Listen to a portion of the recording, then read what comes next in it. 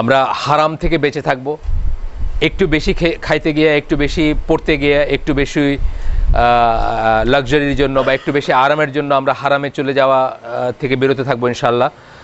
এবং আমরা সন্দেহযুক্ত জিনিসগুলোকে অ্যাভয়েড করে থাকবো। এখানে একটা কথা আসতেছে, অনেক সময় দেখবেন স্কলাররা বলেন যে জায়েজ, যেটা জায়েজ হচ্ছে হারাম এবং হালালের ওয়াল। খেয়াল করবেন কথাটা, জায়েজ কথাটা হচ্ছে, অনেক সময় দেখবেন উত্তম উত্তম করতে করতে জায়েজে চলে আসলেন, জায়েজ হচ্ছে হারাম এবং হালালের ওয়াল। জায়েজ থেকে পা পিছলে গেলে আপনি কিন্তু হারামে চলে যাবেন।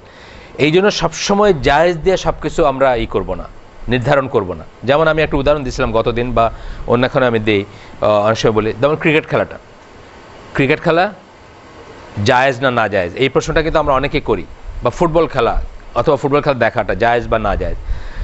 এখন ক্রিকেট খেলা যদি, আমি আগেও বলছি আপনাদের, হয়তো রিপিট হতে পারে, কেউ কারো কারো কাছে হয়তো রিপিটেটিভ মনে হবে জিনিসটা।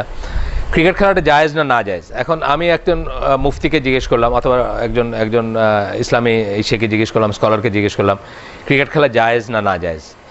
তো উনি যদি মনে করেন যে ক্রিকেট খেলা মানে হচ্ছে একটা ব্যাট এবং একটা বল, একটা ছেলে বল মারলো, একটা ছেলে ব্যাট চালাইলো এবং তাতে বলটা কিছু দূর গেল, একটা রান হলো বা কিছু একটা, এটা বললে না জায়েজ বলার কিছু নাই, ক্রিকেট খেলা জায়েজ না না জায়েজ।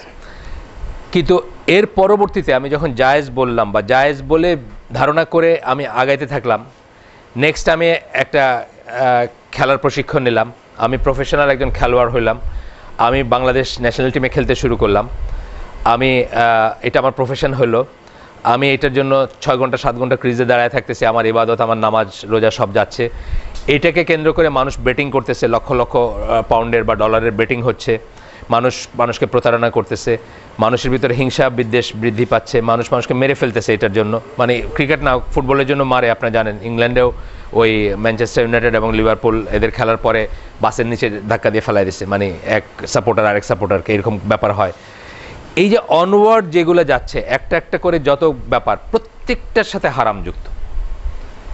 সুতরাং জায়েজ দিয়ে বা ডাউটফুল জিনিস দিয়ে থেকে আমরা বেঁচে থাকবো। যদিও এটা ঠিক যে একটা বল দিয়ে একটা ব্যাট দিয়ে একটা বলকে মারাটা বেসিক্যালি জায়েজ, কিন্তু পরবর্তী জিনিসগুলো আমরা প্রত্যেকটা জায়গায় মুসলিম হিসেবে চিন্তা করব যে এটা ডাউটফুল ব্যাপার, এটা নিয়ে বেটিং হচ্ছে, বেটিং একটা হারাম জিনিস, জুয়া এটা। এখানে আমার ছেলে সারাদিন ক্রিজে দাঁড়ায় থাকছে, নামাজ পড়তেছে না। যারা স্টেডিয়ামে, কোথায় নামাজ পড়তেছে? স্টেডিয়ামে যারা 6 ঘন্টা 7 ঘন্টা থাকতেছে, তাদের মাগরিব যাচ্ছে, তাদের এশা যাচ্ছে। স্টেডিয়ামে গ্যালারিতে কী হয়? নাচানাচি হচ্ছে, অশ্লীল ব্যাপার হচ্ছে, গান হচ্ছে। এই যে অনওয়ার্ড একটার পর একটা হারাম আসতেছে, সেই জন্য আমরা ডাউটফুল জিনিস থেকে বেঁচে থাকবো। হারাম হালালের ব্যাপারে যখন ডাউট থাকবে তখন বেঁচে থাকবো, এবং শুধুমাত্র জায়েজ খুঁজবো না সব কিছুতে।